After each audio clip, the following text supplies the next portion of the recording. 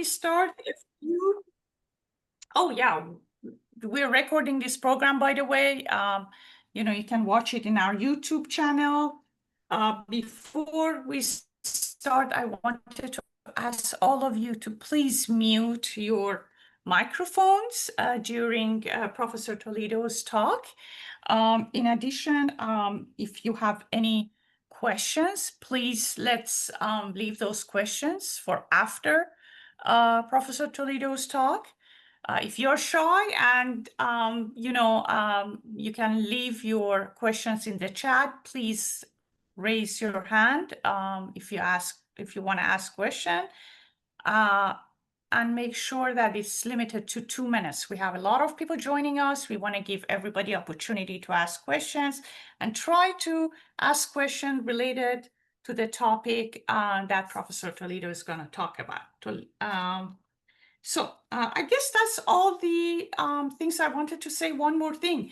Check us out at Zoroastrian.org. We are Zarathustrian Assembly. We're a nonprofit organization. Come join us, become a member so you can get information about our monthly events and virtual meetings. And if Caleb John, you can put that website address on the chat, I would be grateful. So anyways, I am first gonna start with reading Professor Toledo's short bio, and then we'll start. Okay. So Miguel Ángel Andrés Toledo is the Fezano Professor of Zoroastrian Languages and Literatures at the Department of Near and Middle Eastern Civilization of University of Toronto. He has previously held academic position at the University of Salamanca, Hebrew University of Jerusalem, University of Copenhagen, and Free University of Berlin.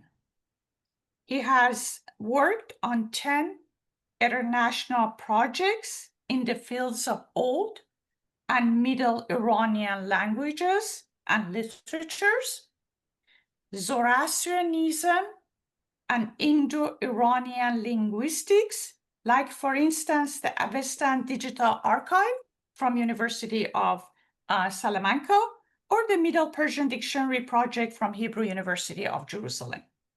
His research interests mainly cover the Avestan and Pahlavi languages and literatures, with a specific focus on their written transmission and the Pahlavi translation and exegesis of the Avestan texts.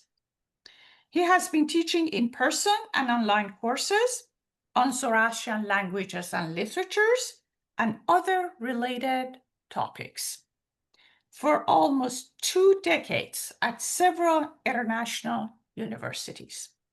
As the Fezano Professor at the University of Toronto, he offers courses on Avestan, Old Persian, Middle Persian or Pahlavi, and Zoroastrian literature of ancient and late antique Iran.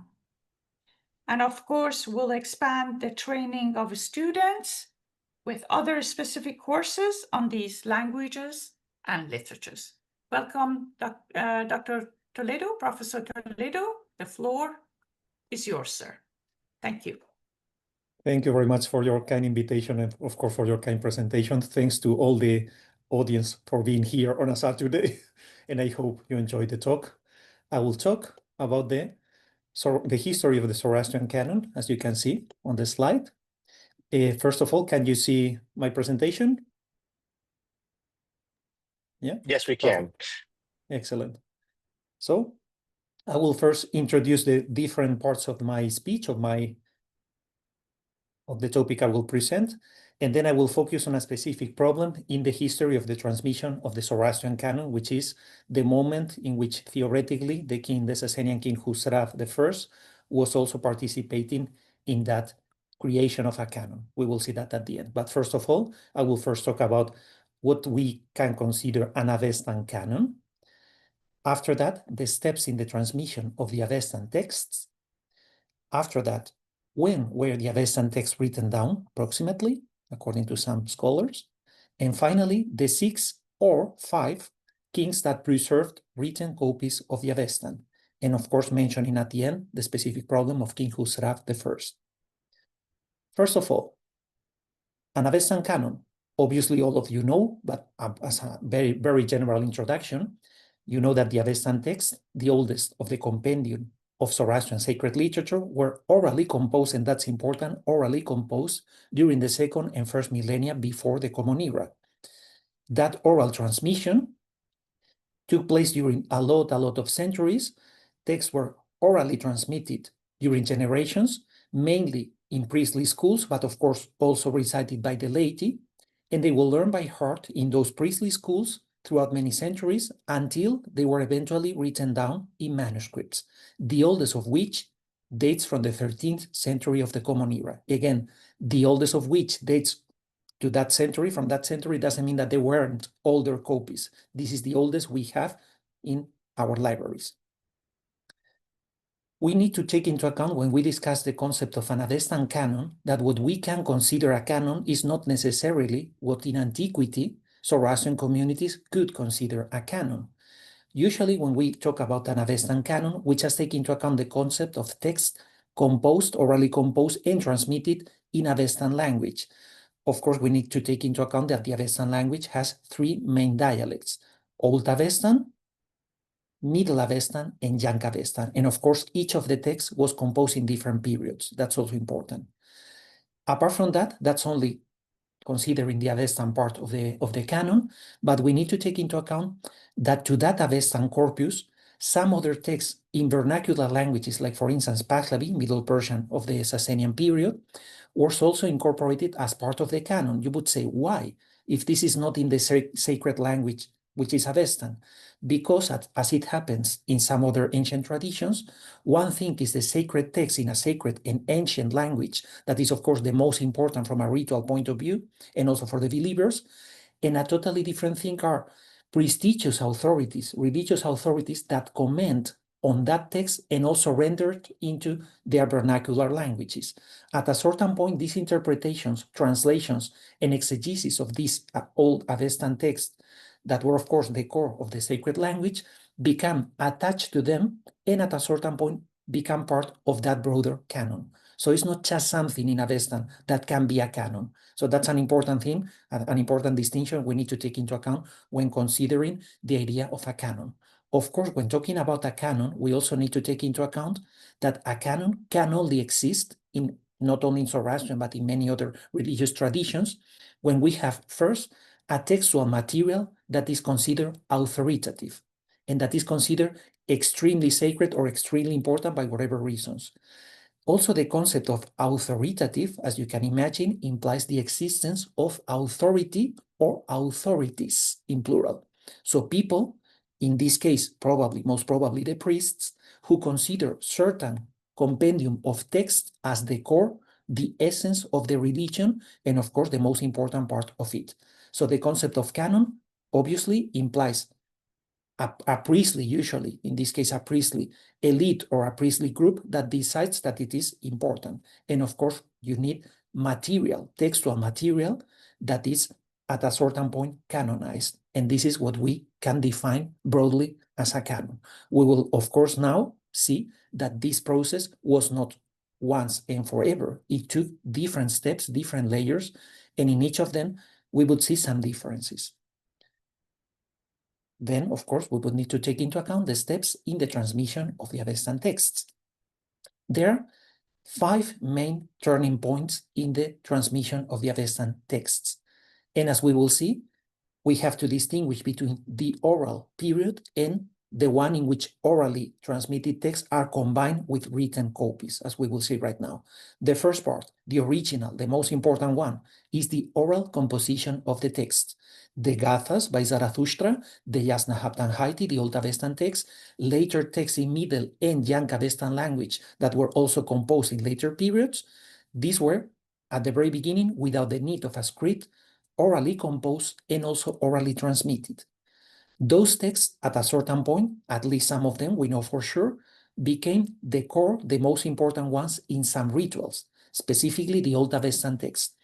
These important, very important texts were orally performed during centuries also, because they became part of an important liturgy, because they were extremely important from a religious point of view. So they were orally performed during centuries. So there is also a distinction between the oral composition and the oral performance that might happen many centuries after the text was orally composed. At a certain point, these oral performances that could have been very varied at the very beginning became less varied at a certain point, becoming what we would consider something like a crystallization of the oral text. So a group of texts among the many that could have existed became the most important, the core of the ritual, the core of the religion. That's what happened in the case of the Old Avestan texts, the Gathas and also the Yasna Haiti. They became the core of several liturgies and the most important texts at a certain point. They became crystallized in the form we have them now. How we know that? Because the Young Avestan literature quotes the Old Avestan texts and they quote them in the same order we have them now. So that means that at a certain point in the Young Avestan period, those Old Avestan texts were already a kind of fixed structure, with the possibility, of course, of including some other texts in between to create longer liturgies and so on. But there was already a core that was identified by speakers of a later language related to it, which is Young Avestan, as a kind of core from a ritual point of view. That's a crystallization of the oral text. According to some scholars, that probably happened already in the second millennium before the Common Era, so in a very old period. After that, you can imagine the oral performances, the oral transmission still continued during many centuries after that, until the texts were written down for the first time. We will see in a few minutes when approximately, according to some scholars, these texts could have been written down. And after being written down, there was a second step that was the canonization, not only of the oral performances, but also of some types of collections in a written form. This is what the Zoroastrian texts in Pahlavi mention in different steps that we will see at the end of the presentation. So far, this is a very general overview of the different steps in the canonization and, of course, transmission of the Avestan literature. But again, when were the Avestan texts written down? We have some hints, mainly due to three criteria. The first is the neighbor written sources of the Arsacid, the Parthian period before the Sasanians, and also the early Sasanian periods. Some languages in neighboring literatures mention that there were Zoroastrian sacred books. So not just oral performances, ritual texts pronounced in the context of a ceremony by a priest. They mention physically copies of books. And this is found in Greek texts, in Coptic texts, and in Manichaean Middle Persian literature. There is, of course, some debate about specific mentions of these texts. In some cases, there might be a text, a physical text. In some others, they might be a kind of help for the recitation, not necessarily a book in the concept we have it, but at least the idea that there were written forms of the sacred text is also mentioned in texts of that period. That is, of course, a very early period. We also have the creation or adaptation of the Avestan script. We know that the Avestan script, of course, the Avestan language is much older than the Pahlavi language, but the Avestan script is based on the Pahlavi alphabet. So it's an adaptation from the Pahlavi alphabet. Why?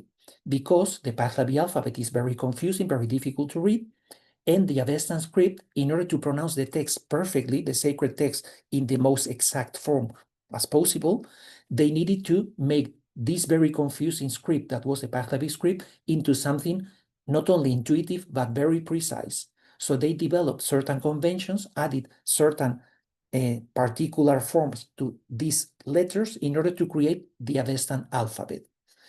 With that, we know that probably between the 4th and the 10th centuries, that's in the calendars, in the system we know, during the Sasanian or early Islamic period, this Avestan script was developed.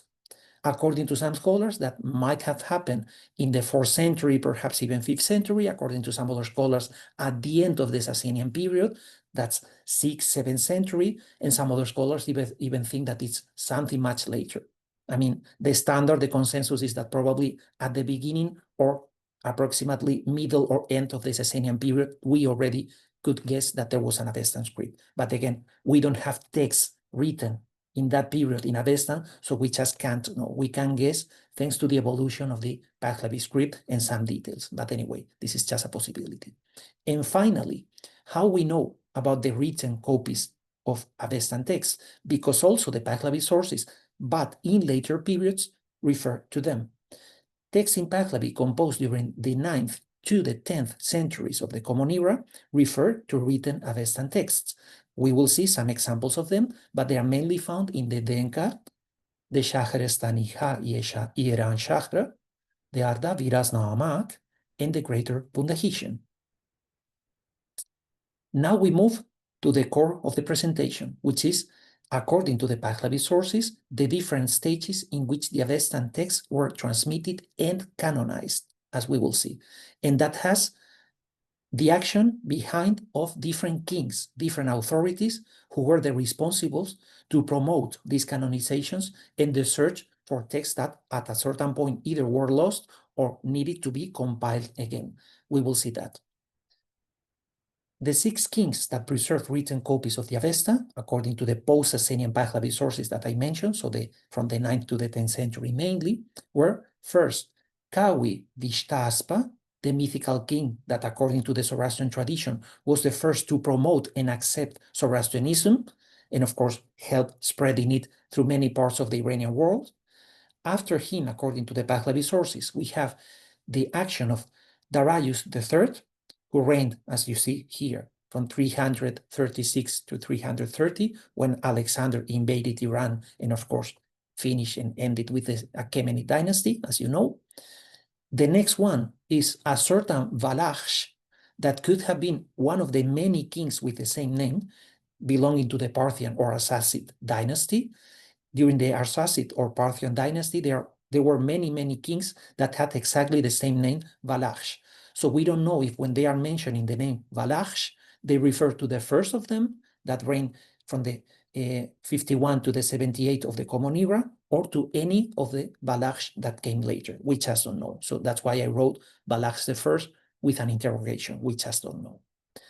After him, the action of Ardashir the first, one of the most important kings of the Sasanian dynasty, who reigned from 224 to 240. Also, his successor, Shah Bukhru I, is mentioned as one of the important kings promoting the canonization of the text. And finally, we will discuss if, and I say if, Khusrav I, one of the most important Sasanian kings, was also responsible for the canonization of Avestan texts. And as you know also, the king Khusrav I reigned at the end of the Sasanian dynasty during the 6th century. So let's start with Kavi Vishtaspa. What do we know from the Pahlavi sources about the action of this king in the canonization of the Avestan texts? We can read all the texts that are here are in transcription with my own translation based on the manuscripts that attest this particular passage. So the manuscripts will be quoted on the top, as you can see here, with the specific details for any of you who might be interested in checking it, but I will just read the English translation to make it faster and easier. So this text, a passage of the Shahrestani-Ha y Iran Shahra, the provinces of Iran Shahra, says literally, thereafter Zardusht is the Pahlavi name of Zarathustra, brought the religion. By command of the king Vishtasp, the Pahlavi form of Vishtaspa, 1,200 chapters were inscribed and written on golden tablets with the writing of the religion, and they were deposited in the treasury of the fire temple. And then the accursed Alexander burned and threw them into the sea. Another text, in this case Denkar 3, also mentions the intervention of King Vishtaspa in this process, and the text says, And the first section from the Good Religion is about the first teachers of the prophet of revered Vravahra, Spitaman Zardusht. By asking and hearing it from the very Zardusht, or revered Vravahra, the first disciples obtained the revealed knowledge and information of the good religion in each chapter, like the luminosity from the original light.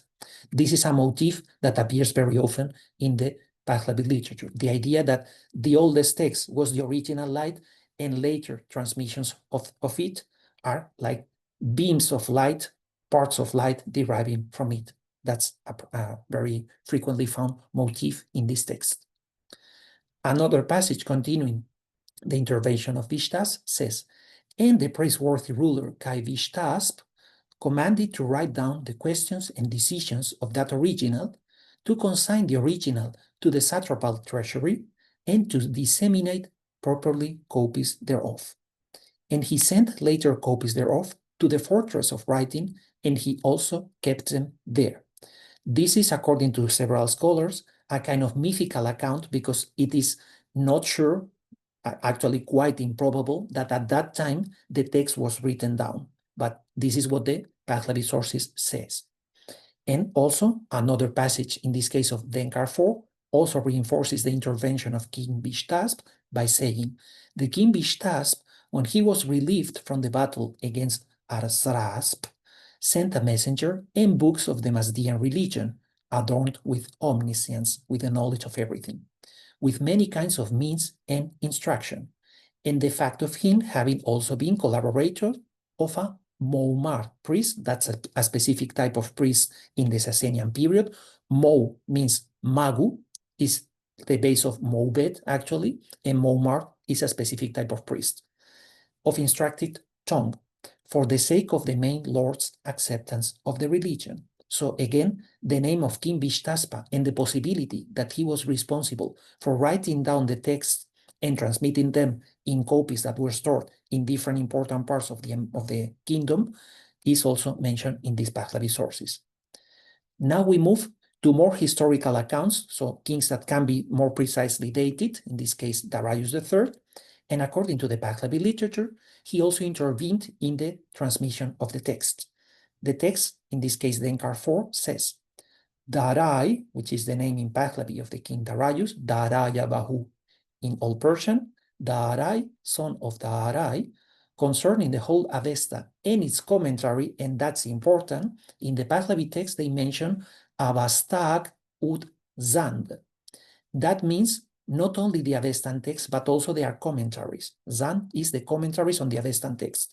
But careful, because Zand can be commentaries composed in Avestan and commenting original text in Avestan, but they can only be, specifically in the Pahlavi tradition, they could also be Pahlavi translations with commentaries in Pahlavi of Avestan texts.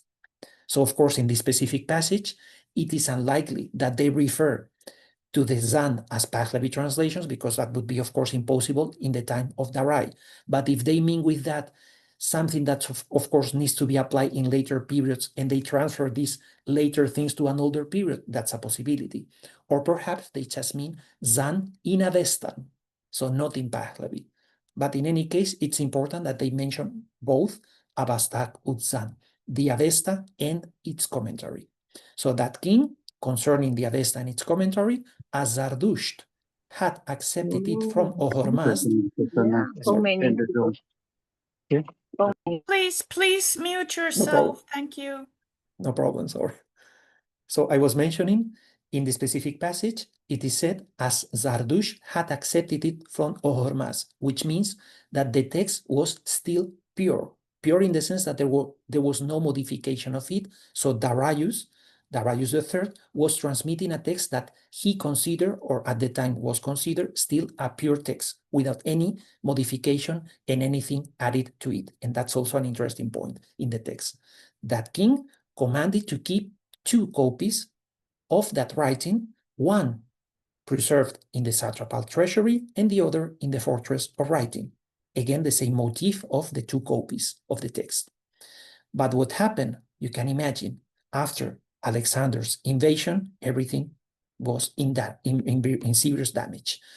So it says, during the harm that came over the land of the Iranians, the religion and the sovereignty due to the scoundrel, wretched Alexander, the information that was in the fortress of writing was burned, and that in the satrapal treasury fell into the hands of the Romans. When they mean the Romans, they mean the Greeks. In Pahlavi, they say Chromayan, but that's like translating the Greeks or the Byzantines. But they use the word Chromayan, the Romans. And therefore, it was translated, and that's interesting, it was translated into the Greek language too, according to the information said by the ancients. So what the text is mentioning is that Alexander destroyed the copies, but not all of them. One, it was completely destroyed, and the other was taken and translated into Greek. That's a very interesting thing because, as we will see, the influence of other neighboring languages will be also important in the idea of the transmission of the Avestan literature that is mentioned in the Pahlavi sources, as we will see in some later cases. Another reference to that we find in Denkar 8, one of the important books of the Denkar, mentioning the transmission of the 21 Naskh that were preserved until at least the 8th or 9th century of the Common Era. And this book, Denkar 8, says, and after the destruction that came due to the scoundrel, wretched, wrathful Alexander, it was not recovered of what had remained thereof, as much as it may be considered authoritative. The problem, again, of authoritative texts. After such a destruction, there is a problem what can be considered authoritative and what cannot be considered as such. And that's a very important element in the transmission of the Avestan literature according to the Pahlavi sources. Another passage, in this case, the Arda Biras Namak, mentions also this moment in history, the destruction by Alexander and how it affected to the transmission of the Avesta. The passage says, at the very beginning, actually, of the Arda Biras Namak, and this religion, namely the whole Avesta and his commentary, again, Avastag ud Zand, written on prepared parchments and with golden ink, had been deposited at Stahr of Babak, a city in Fars, in the fortress of writing. And that counter-creation, wretched, heretic, liar, evildoer Alexander the Roman, which is, of course, Alexander the Greek, living in Egypt, took it away and burned it. Thereafter, during the reign of Darai, that's not part of the Arda Biras Namak, this is the Greater Bundahishn, but it says something quite similar to that, but adding some other interesting elements, as we will see. Thereafter, during the reign of Darai, son of Darai, Alexander the Caesar rushed from Rome, came into the land of the Iranians, killed the king Darai, and destroyed all the families of the lords, spiritual leaders, and notables of the land of the Iranians. He extinguished an immense number of fires, took away the religion of the Mazdians and its commentary, sent it to Rome, burnt the Avesta, and divided the land of the Iranians among 90 petty lords. Here we have a slight difference. On the one hand, it is repeated that Alexander burnt the Avesta, but on the other hand, agreeing with some other sources, it is also saying that at least part of it, he sent it to Rome, to Greece. When they mean Rome, they mean Greece. So again, the preservation of the text was partially done also according to these sources in a different way, thanks to that action. But of course, the core of the Avesta was burned according also to the text. Now we move to the intervention of one of the Parthian or Arsacid kings, which is the precise moment in which we have the passage from the first written Avestan text to their first canonization, because until now, we are just talking about the promotion of the text, their transmission, their destruction in some cases, but not their canonization yet. The process of canonization implies in the Pahlavi sources a previous destruction, and of course the question about authority and authoritative texts. Here we see in a passage of the Denkar, Balachsh, son of Ashkan, which means the Arsacid belonging to the Parthian dynasty, commanded that a memorandum be sent to the provinces to keep the Avesta and its commentary, again, Zand ut Abastag, as they had come down in their purity. Important here, the concept of purity. So things that are not including interpolations or later materials, things that are considered in a pristine stage, as well as everything derived therefrom.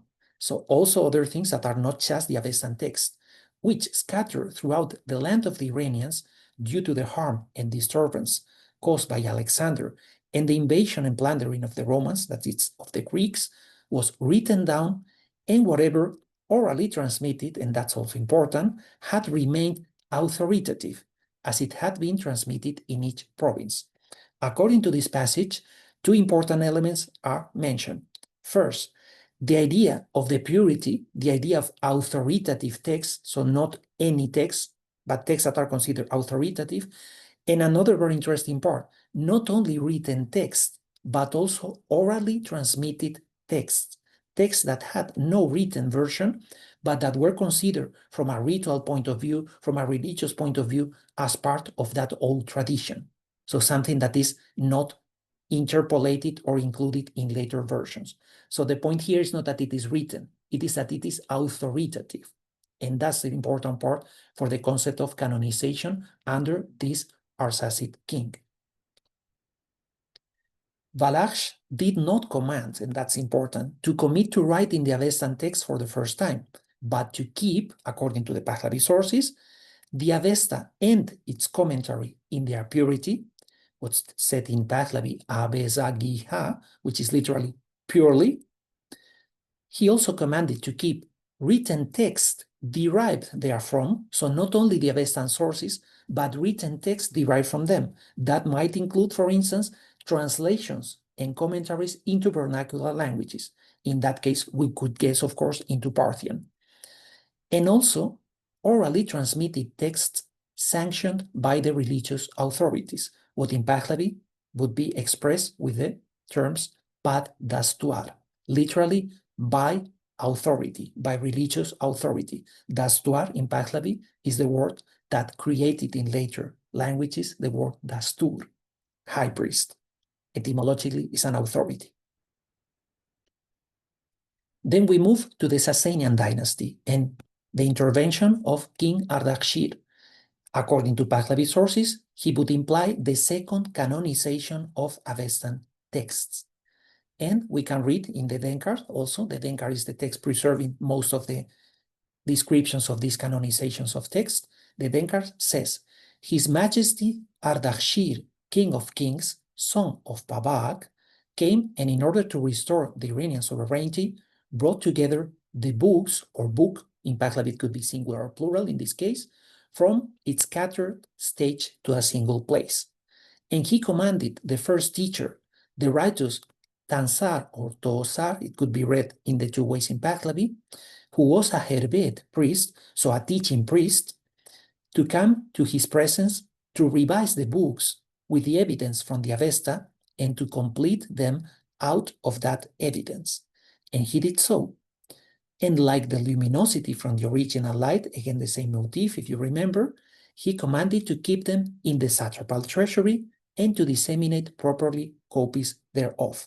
So he's doing partially something similar to the point that was ascribed to Vishtaspa, according to older versions of the text, but he's also, as you see, incorporating the intervention of an authority, in this case a priest, a Herbet priest, who is checking with the evidence from the Avesta and also with other texts what belongs to that canon or what should be excluded. So there is an intervention in that process.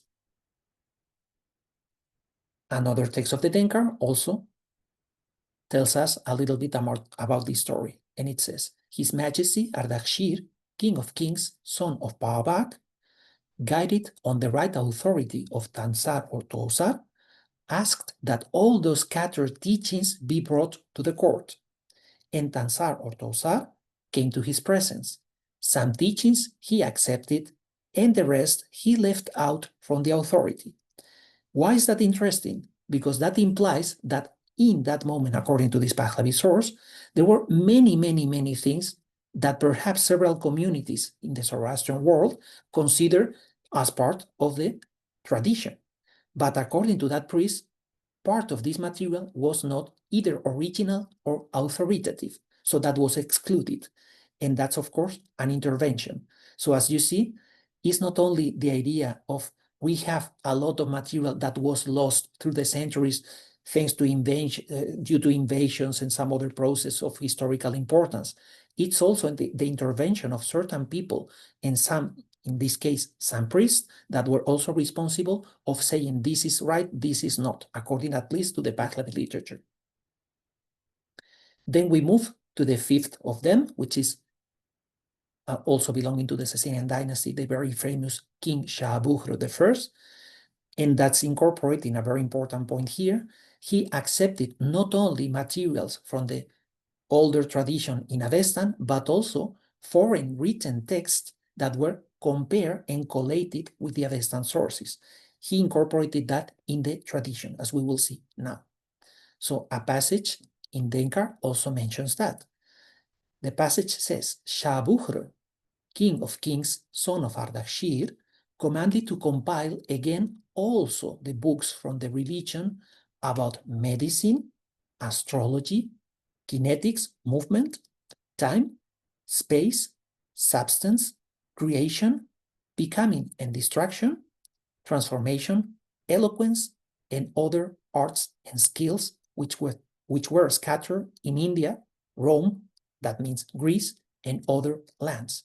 So that king basically tried to make a huge compilation of a lot of sciences and different disciplines that were current in that period. So he basically wanted that knowledge in his kingdom. Why? Because once gathered all this knowledge, he would like the authorities in the court to compare it and to revise them, comparing them with the Avesta. And that's important. And he also commanded to consign every correct copy to the satrapal treasury. And he took into consideration the preservation of all works on the Mazdian religion. So there was, according to this text, something that they could identify as Avestan, but they were comparing it with other materials that were not Avestan sources. If they incorporated part of those materials into a canon or not, or they just wanted to compare it in order to certify if the Avestan sources agree with them or not. This is something that is not said in the text. But the possibility that other texts that were not Avestan were incorporated, at least partially, to that canon is also likely. So we have to take this into account. And finally, the problem of an eventual, if that was the case, an eventual third and last canonization of the Avesta under King Khusrav I at the end of the 6th century. According to some sources, we have the mention of King Khusrav, but we will be a little bit more careful when reading them because, as we will see, it was interpreted in a way that, in my humble view, was wrong, and I will explain why. First, there is a text, the Zand-i Bahman Yasen, that mentions, in the commentary of the Bahman Yasen, Hordat Yasen and Ashtad Yasen, it is manifest that once the accursed Mazdak, one of the famous heretics of the Sasanian period, son of Bamdad, counter-creation against the religion, appeared. And they, the followers of that person, the so-called Mazdakites, acted as a counter-creation to the religion of the deities. I chose the translation counter-creation because in Pahlavi, this is a very important term. Petiarak is the Pahlavi translation. Petiarak means counter-creation, is the Pahlavi translation of an Avestan word, Paitiara, which is a technical term in Avestan and also in Pahlavi, designating everything that was counter-created by the evil spirit to attack things that were created by Ahura Mazda. So when they choose this word, it's not just enemy, adversary, or something like that. It's something much more powerful. It's something very evil, actually. Something going back to the evil spirit. But anyway, just a small remark to explain that term, counter-creation. So the Mazdakites, according to this text, acted as counter-creation, attacking the religion of the deities, of the divine beings. And the immortal soul, Anoshagruvan, that's the term in Pahlavi, Anoshagruban, the immortal soul, whose Rav summoned to his presence some authorities of the Sasanian period. Mahvindad, Vekshabuhr, Dad Ohormazd, high priest of Adurbadagan, Adurfarbai, the visitless, Adurbad, Adurmihr, and Baghtafrid. So the most important authorities of the period. He summoned all of them. And he requested an agreement from him, theoretically. Do not keep these jason or doctrines, depending on the manuscript, there are two possible readings here, in secret, but do not teach their commentary outside their relatives. They made an agreement with Husrav. What does it mean? This passage means that, according to the command of the king, the text didn't have to be secret, they should be openly taught, but in all cases, they have to respect something, not teach the commentary outside the family. Why? In order to prevent heresies like the one by Mazdak. That's why King Husrav is mentioning this. But careful, because this passage, that of course implies that specific comment that is important also from many other points of view, doesn't talk about the canonization of any text. So we have to keep that in mind. Another text that is one of the important ones that was considered relevant to discuss the canonization under Husrav I says, also talking about King Husrav, and also the argumentation based on much evidence from the teaching of trustworthy authorities ascertained was shown to the members of the council of each land.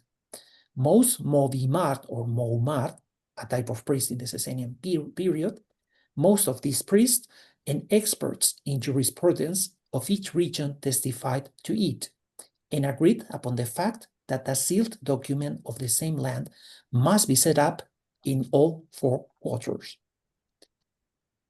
And it is similarly manifest also from that which the immortal soul, Anushak Ruvan Husrav, and Bekshabuhr, chief Moabed priest, and also other Moabed priests of Ohormazd, said, it seems according to the legal procedure not to change thereby their teaching and the subsequent praxis, and not to render useless the words of another authority thereby.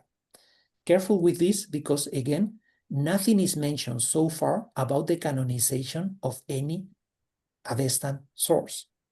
But these texts have been taken into account to propose that canonization, and I will explain right now the problems to that. The text continues.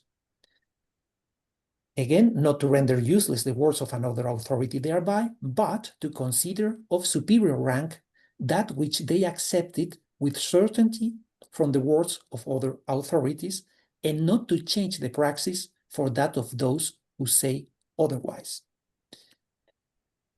The text continues, so it was concerning that Bekshabuhr, in the council of immortal soul, Husrav, king of kings, son of Kaabad, he thus showed clear argumentations, I underline that and I will explain right now why, to the Moab priests that attended it, and they wrote a sealed document according to which it was sentenced, so as the Moab priests that attended it said.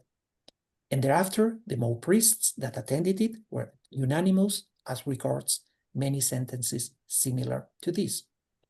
Here, as we see, Husrav summons the most important authorities to his court, and he discussed with them things related to the ritual praxis. Why in this Pahlavi text is that mentioned? Because this Pahlavi text, Namagiha y Manuschihr, the epistles of Manuschihr, deals with a problem between 2 priestly authorities of the 8th century and 9th century, in this case 9th century, sorry, of the Common Era.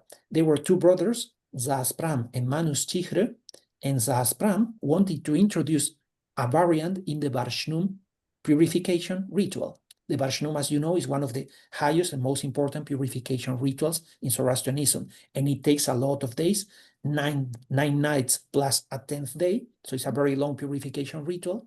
Zaaspram wanted to simplify it and make it shorter.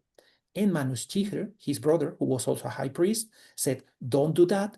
And in order to prove that that's nothing that must be done, he mentions the summoning, the gathering the assembly actually of the priests during the reign of Husrab I, who gathered all of them, and according to the text, they established and sealed in a document that things should be done according to the ritual praxis. So no change was allowed at that time.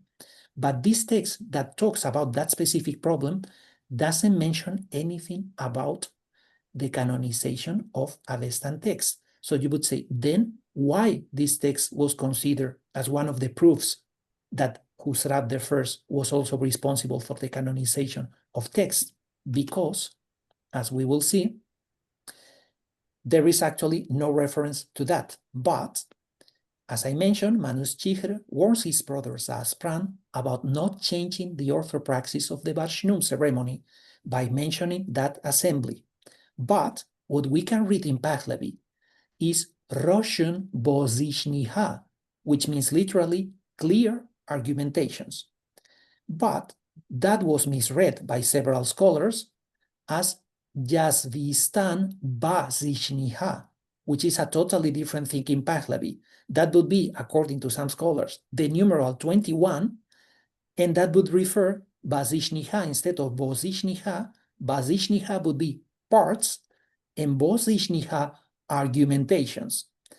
If we change, as some scholars did, these two words in Pahlavi that are very clearly attested as such in the manuscripts, and we read them wrongly, then we distort the text. And our interpretation is that they were not having clear argumentations, but that they were discussing the 21st or 21 parts of the Avesta. So they were trying to canonize the 21 nasks. That's, in my opinion, wrong. This is a distortion of the Pahlavi text. And of course, when we read the Pahlavi text as we should, things are totally different. So there was no canonization of the Avestan text during the time of Husrab I, but a discussion on the Barshnum ceremony, which is a totally different thing. So that's what I wanted to show you in the different steps of the transmission, and of course, in the end, eventual canonization of the most important text in the Zoroastrian literature. Thank you very much. And if you have questions, I will be happy to answer them. Thank you so much, Professor Toledo. It was very enlightening. Thank you. Wonderful. And honestly, I kind of, as an Iranian, proud of our ancestors that tried so hard to keep these, despite all the wars and upheavals, whatever we have today is thanks to them and thanks to all the efforts they did to gather and compile and make commentary on it. Kind of proud of them. Thank you so much. Let's start by, I don't know who was first, but I can see Sam's hand is up. Go ahead, please ask your question. People, you can also ask your question, put your questions in chat if you're shy and don't want to raise your hand. And please limit your questions to 2 minutes so that we can give opportunity to everyone to ask questions. Please go ahead. Thank you, Professor Toledo. A very enlightening lecture. Thank you. You're given a smorgasbord of all the people who are involved. And my first question obviously would be the fidelity of the translation, of the oral translation. Since they have been through so many filters, if I will, and you mentioned 5 or 6, how would you rate the fidelity of the Gathas today according to the original Gathas that were orally transmitted? It has always been my concern, because you mentioned that the scripts came much later on and the oral translation was going from, descendancy to descendancy. So this is a big problem. You also mentioned in the initial address that there were some 1,200 chapters of the scriptures. And as far as I know, Gathas is only 17 chapters. So that's not even 1%. Where did the rest go? Thank you for your consideration. Thank you very much for your question. There are two things to consider here. First, the fidelity of the oral tradition. And another one, of course, is the number of texts that, according to these Pahlavi sources that are very, very late, consider as the number of all texts in Avestan. But they are two different things. Going first to the question on the fidelity, Of course, very slight modifications of the text might have been introduced during the centuries, but we know, and we know that very well also thanks to the comparison with a parallel tradition, which is the Vedic tradition, that the priests, not only in the ancient periods, but also today, transmitted the text orally in a perfect way. So that was a way of learning the text by heart and also transmitting them in a very, very precise way. How do we know that also? Of course, during the process of copying the manuscripts, some slight variations have been introduced, but the purity of the text, the sense of the text in its old form, it is in most of the cases very well preserved, and we can know that also by linguistic comparison.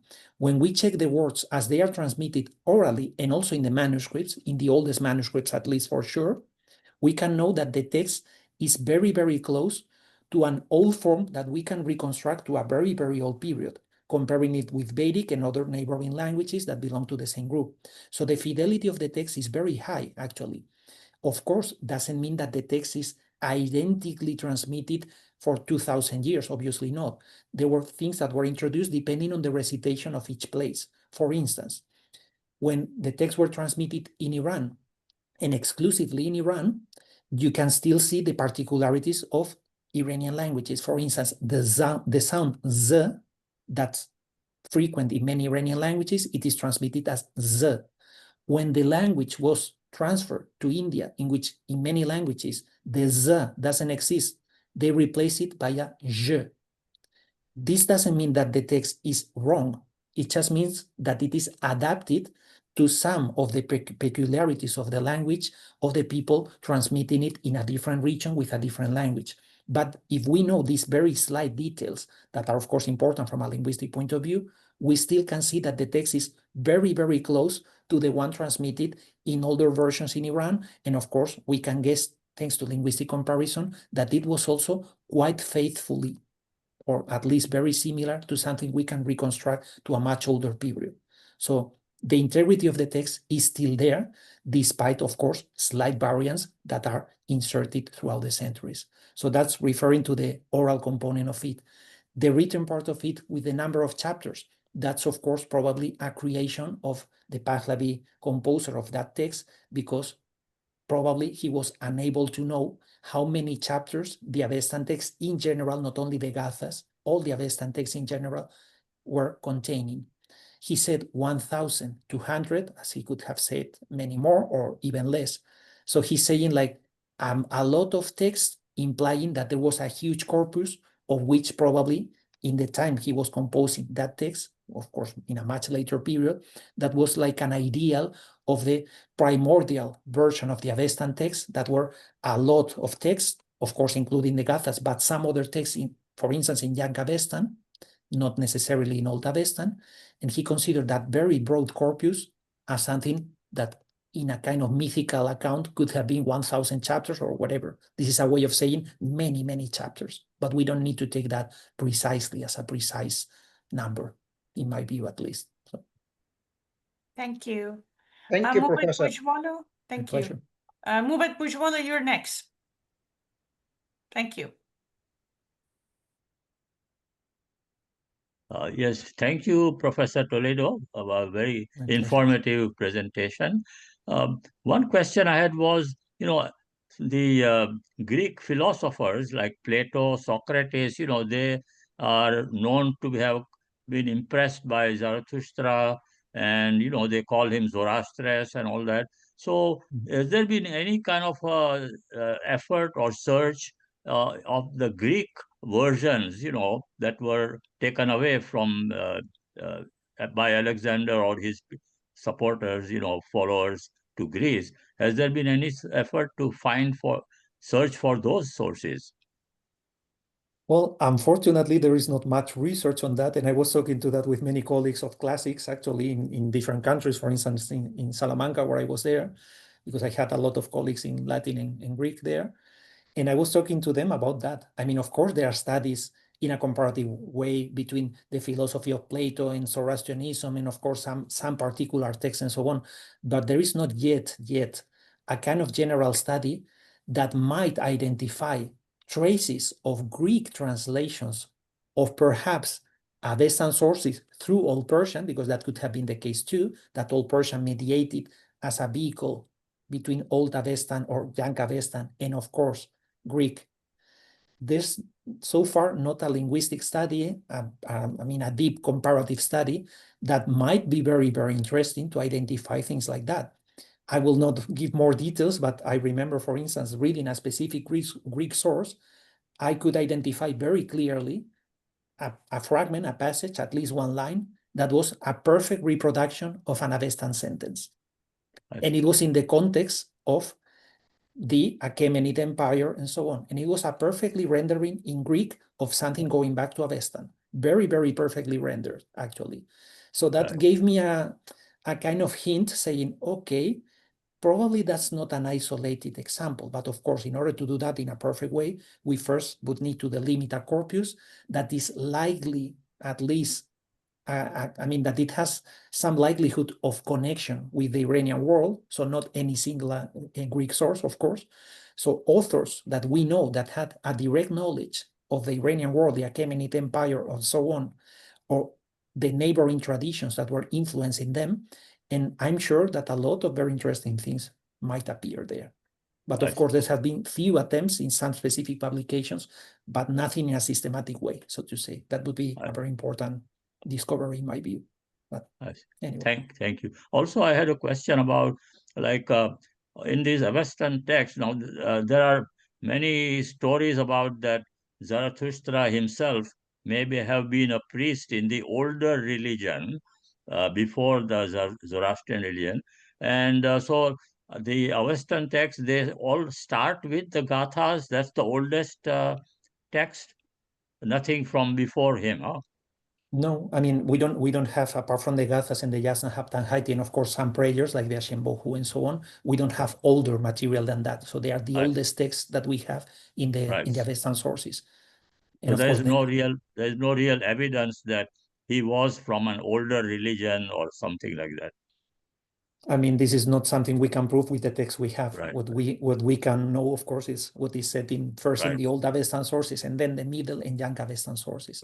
But for sure, from a linguistic point of view, also it's quite clear that the Old Avestan texts are the oldest, actually. So yeah. Thank you very much.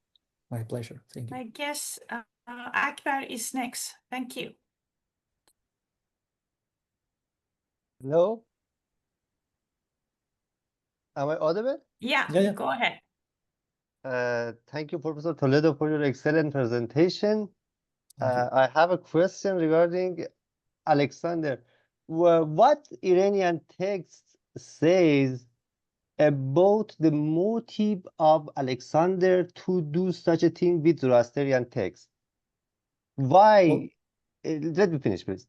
Why Alexander was so hostile to especially Zoroastrian religion? Which clues Iranian texts give us, given that we know that Alexander went to Egypt and he visited the temple of Amun and received an oracle of Siva, and he respected Amun. But when he comes to Iran, he is so hostile, and this is the first. And second, is there any Iranian text refer Alexander exactly as Daeva worshipper? Thank you. My pleasure. So first, the first question, why he was described as such a hostile person? That's a very important and very interesting thing. We need to take into account that the legend of Alexander in the Iranian world went into two different and very opposite directions. One, directly inherited from the Greek sources, is the one of the big legend of Alexander, of the conqueror, the one that was discovering the world and the kind of person was like a hero or a semi-god, actually. That's, of course, the tradition coming from Greece. And that was also part of the Iranian culture since the Parthian period, for sure. We had that inherited in later sources in the Iranian world. But the important part, not in the Zoroastrian sources. The Zoroastrian sources give a totally different version of Alexander. And they are, in my view, quite understandable, because if you take into account that for the Zoroastrians, the fact that Alexander came is not only an invasion, it's also a cultural and religious substitution. Priests lost their status. Authorities lost their status. According to not only the Pahlavi sources, also some Greek sources, by the way, they mention the killing, the plundering, the destruction that the Alexander troops brought to Iran. So it's not something exclusively found in the Pahlavi literature. We have also Greek references to that are very interesting, by the way. So the point is, it's not the same to have the information from the native people when they are invaded, that of course having the same information from the invaders. Of course, there will be a totally different version of that. When we have, as we have, some of these sources reflected in the Pahlavi tradition, in the Pahlavi literature, their vision of the invasion is of course very different, because the invasion for them was something, first, hostile, and second, bringing a lot of destruction and a lot of problems. So for them, especially for the priests composing most of these texts, they lost their status, and they of course had to suffer a situation in which they were no longer the people representing the power and the ones that were able to keep the tradition in a more or less stable way, because they were submitted to a different population of invaders. So of course, things are very different when you take that perspective. And the second question was related to, sorry? I'm saying religions has some relation with each other. For example, we know that Greek religion, the foundation of Greek religion is Egyptian religion. And we know that Alexander, when go to Egypt, he respected Amun and even gave an oracle. So I want to know, in case of only religion, you know, purely in relation between religions, do we have any Iranian texts that refer to Alexander religion as a Daeva religion or religion of Daevas? Is there a Ahura Daevas conflict here? And does Iranian are aware of these, that the Greeks, and not Greeks, even Macedonians are Daeva worshippers? In that specific type of text in the Pahlavi literature, even if they don't mention necessarily, referring to Alexander, the word Devezen, that would be in Pahlavi, Daeva or dead worshipper, they mention a lot of epithets that imply that he was a Daeva worshipper. Why? Because among the many epithets that are referred to Alexander, one of them is Petiarak, the one I mentioned, counter-creation. Counter-creation is not a kind of subtle term. It's something going directly to the evil spirit. It's something created directly by the evil spirit. So just mentioning this is serious enough. It's going beyond the fact of being a Daeva worshipper. It's like the personification of evil. So it's much worse, actually. And another term that they use when referring to Alexander, that's his most frequent epithet, that we translate in a very soft term like wretched or scoundrel, something like that, is in Pahlavi Gizistak. And Gizistak is only referred in 4 cases in Pahlavi. 1, refer to the evil spirit, to Ahriman. That's an epithet of Ahriman. Another one is Alexander. Another one is Mazdak, one of the worst heretics in the Zoroastrian tradition in Pahlavi. And the 4th is another heretic, that is Abalish or Abdallah in the Pahlavi sources. We only find this epithet refer to these 4 persons, or in this case, one of them, an entity. The evil spirit, Alexander, Mazdak, and Abalish or Abdallah. And in all 4 cases, we translate wretched, but I'm sure that in Pahlavi that was a much worse word. So that's probably identifying not just a demon worshipper, but as a kind of embodiment of evil, so to say. So it's a very, very severe Not thing. demon worshippers, Daeva worshippers. It's exactly the same. I mean, the word Daewa means demon. So okay. So you mentioned that Akbar, just a please second. excuse me, Akbar. I'm sorry. We have people waiting here in line. Why don't we circle back, because we don't want to make Okay. a discussion between 2 people. Please have consideration. Caleb is waiting. We will circle back to you. How is Okay, that? thank you. Let other people Thank you, ask their question and then. Thank you. Caleb John, go ahead. Okay, so I have two questions. One is a pretty simple one. You had mentioned that neighboring Greek, Coptic, and Manichaean Middle Persian had mentions of Zoroastrian written sources. I was curious if you could give me anywhere to start reading about that, because I think I read something about that in Vivina's book on Bankard Sudgarnask, but I was curious. And my other question is if the letter of Tansar has any, I know it's a little bit issue with transmission, but there's some stuff that I remember reading in there. For instance, I think there is a mention of 1,200 oxides of the Avesta of Darius, and only a third of that being remembered as written or being orally kept. So I was curious if there's any historical validity for the transmission of the Avesta in the letter of Tansar. Thank you. Thank you. Regarding to your first question, there is a lot of bibliography related to the written transmission of the text in the parallel sources and so on, a lot of articles and so on. I can also recommend you, apart from, of course, the introduction in Johan Bevaina's book, you have a lot of discussions about that with a lot of extra bibliography. For instance, in the book, The Transmission of the Avesta, which is a joint volume edited by Alberto Cantera. And at the very beginning, you have, for instance, articles by Professor Cherbourg, that also discusses the problems of the references to that written transmission. Some other scholars also refer to that. You have a lot of bibliography, so if you want specific details, I can give you more. And the second, related to the eventual validity of the number of texts that are mentioned in Tansar, Tosar, and also in some other texts in Pahlavi.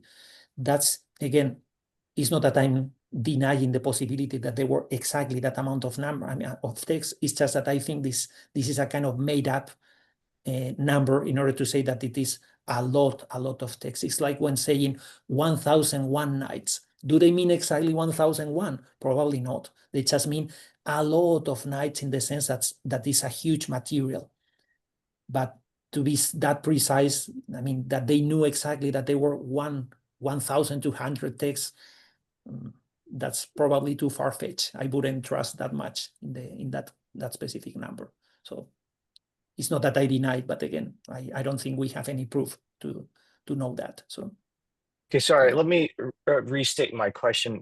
Tansar in particular says there's 1,200 oxides that it was written on, and that only 1/3 survived orally, which I thought might have been an interesting detail, especially if that was something that was kept in the original Middle Persian version of the letter.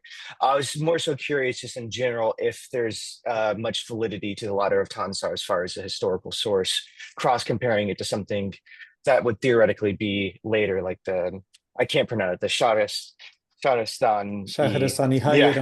Yeah. Yeah. Well, So that was more so my question, is the validity yeah. of that source rather than the number particularly. Yeah.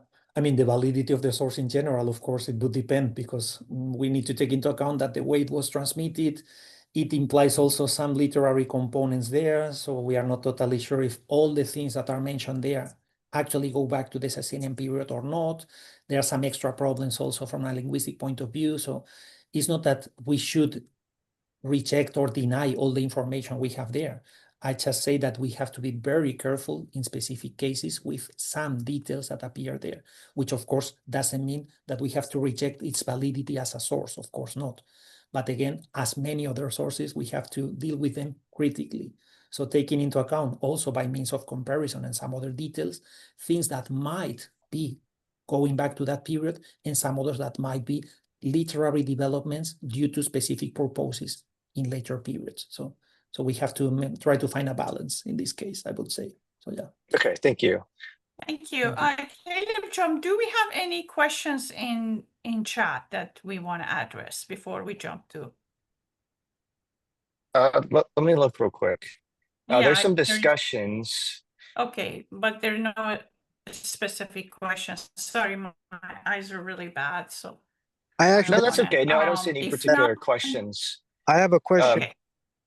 I have a question, Miss. I was wondering, is there any Excuse anything about me, would you be able, excuse me, sir. Would you please would you please raise your hand? We have Oh, people sure. waiting. I'm so put the sorry. It's a lot of question- people. I'm trying to. No problem. I put the question. You put in- a question in the chat. Caleb, I put the question in the text, but Caleb seems to be having vision problems. Okay, so go ahead. What is the question? Okay. Let's go to, I think, let me go to Louis and then Akbar and then back to Sam. Louis, go ahead, and then I will get back to Akbar. Thank you very much, Professor. To be honest, historically speaking, I'm not very adept, but I'm looking at the broader sense of what I'm perceiving. And to me, I'm not sure how far back the idea of Asha versus lies and chaos, how far that goes back. But I sense it's almost a primordial struggle. And, you know, the latter comments you said about the scoundrel and all this, to me, we're talking about an energy form that's not religious per se. It's not a person per se. It's something that, let's say, vibrates through humanity. And either it's going to create order, not control, but order that's based on righteous principles. Now, it seems like historically, this battle has just been going on and on and on.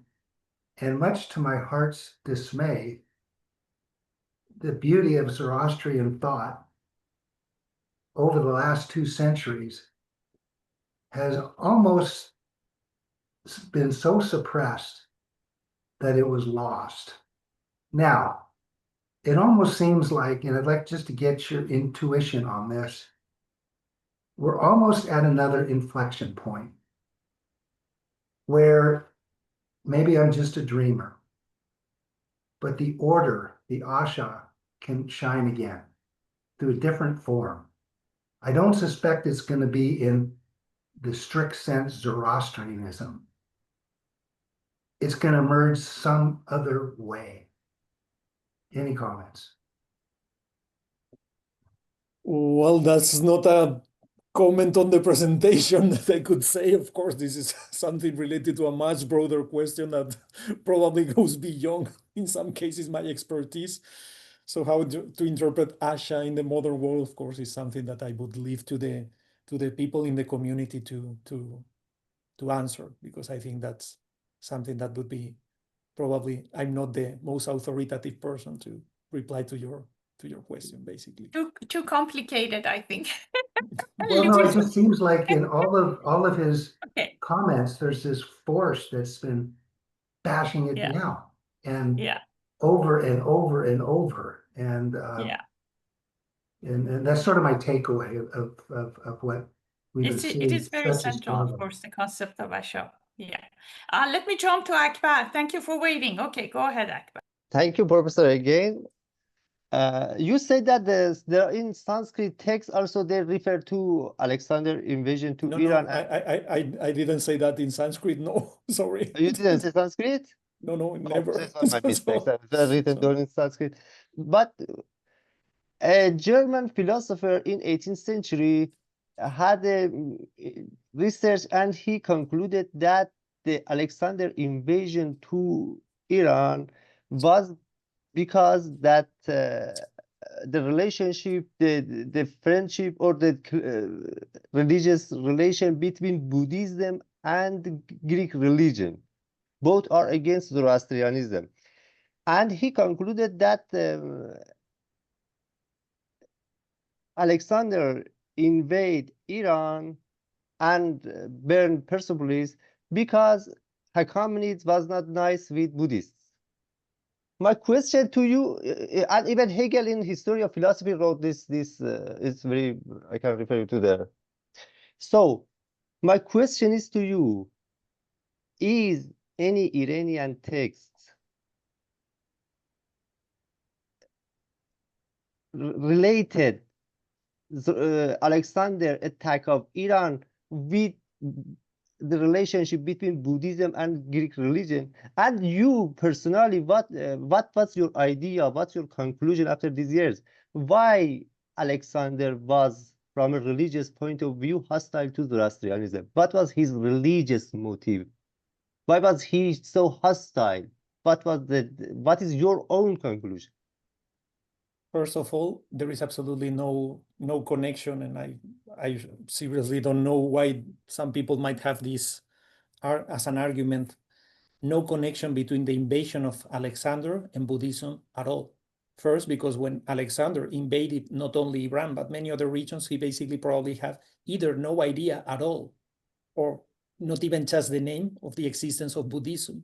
So it's absolutely irrelevant in his conquest if there was Buddhism or not. So I'm absolutely sure that that was not a priority for him when invading a country, for sure not.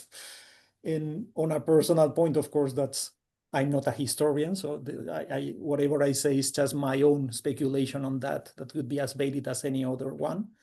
But I don't think that not only Alexander, any other person in antiquity who had an army, a powerful army, was much concerned about religious things, but more on greed and basically on having more territory, having more wealth, having more expansion of influence, power, and many other things. So religion usually used to be an excuse in most of the cases, as it is in most of the cases today too, by the way.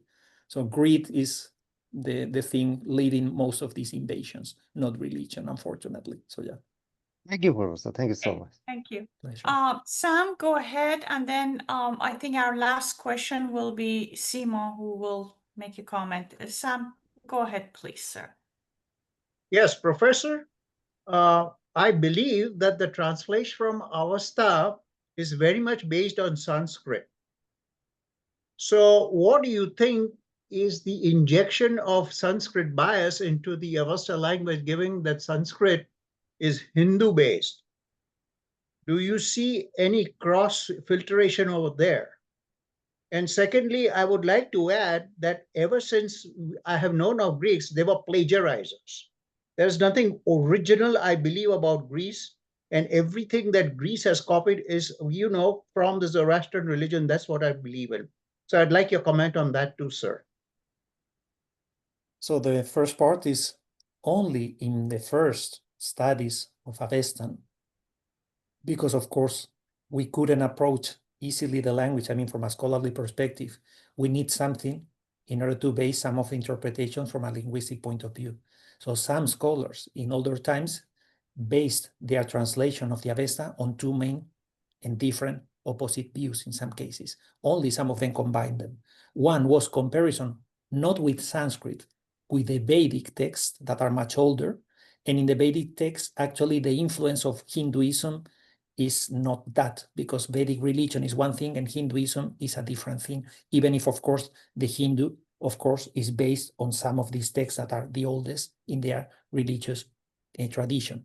But the Vedic tradition is very different. So the influence, so to say, from a linguistic and cultural point of view of Hinduism through this Vedic comparison, that might be the case in the Hindu scholars, but in European scholars who didn't have any specific interest in promoting Hinduism, I don't think that would be, probably they were transferring the concepts because of that, probably not. That was one of the things. So scholars who were specialists in Vedic and tried through linguistic comparison to decipher some things that were not easy to translate and to decipher, of course. That was one of the schools.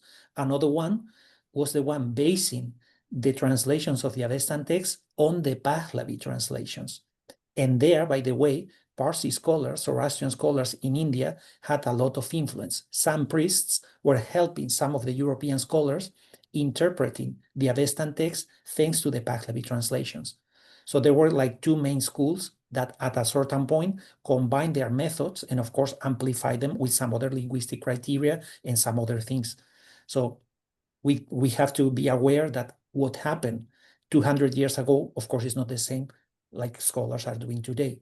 So that was the beginning of the field. And of course, some imperfections and some methods that were not totally polished were applied. But of course, things have improved a lot during the last decades, of course, thanks to the better knowledge of the transmission of the written and oral transmission, thanks to a better understanding of the cultural context, on the religious context, and some other things. So basically, the interpretations that you can read 200 years ago would not necessarily be the same right now or some years ago. So that's related to the first question. And the second one was, sorry? Well, I believe that the Greeks were plagiarizers. There's nothing original about Greek. You know, everything I know was probably copied from the visitors of Greece to ancient Persia, and they took that thought back and put it in Greek. And with due respects, the Western studies have always cited Greeks and Rome when the center of civilization, I believe, was in Iran. And I won't discuss that, but I know for that, you know, since I've been there.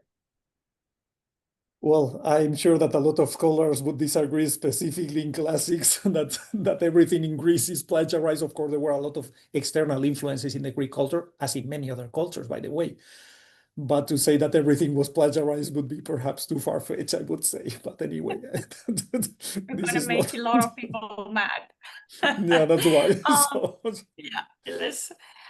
So we are almost time. I wanted to thank Dr. Toledo before I jump to the last question, Simon's last question. Again, thank you, Professor Toledo, for coming, for your time. Really appreciate it. Learned a lot. I wanted to mention two things. First of all, again, urge everybody to join the Zoroastrian Assembly. Go to our website, zoroastrian.org, become a member. It is free, and you will get more information about our upcoming events.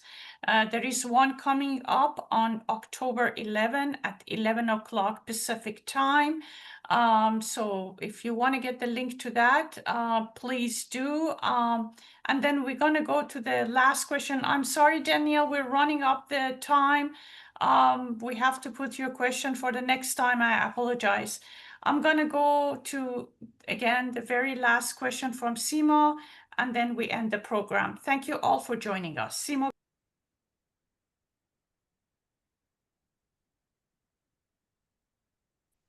Do you hear me? Yes. Yes. Thank you very much, Professor. We really enjoyed and learned a lot. And I'm one of the board members of Zoroastrian Assembly. And we lost Dr. Jafari, Ali Akbar Jafari, who was the scholar and also the founder of Zoroastrian Assembly. As everyone knows, October 6th is his 5th year anniversary that we lost him, and I would like to announce 1 minute silent to respect him. Thank you.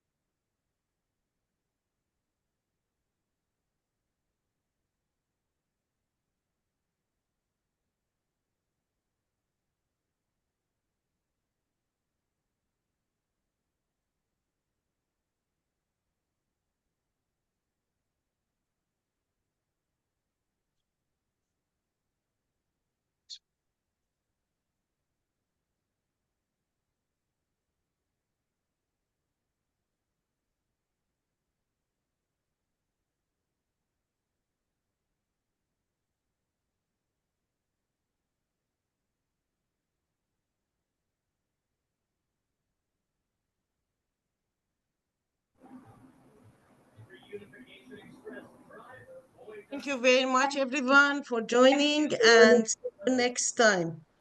Yes, see you next time. Thank you so much, everyone. Thank you. Thank you. Bye. Professor. See you, Bye. everyone. Thank you very much. Bye. Thank you. Thank Thank you. you.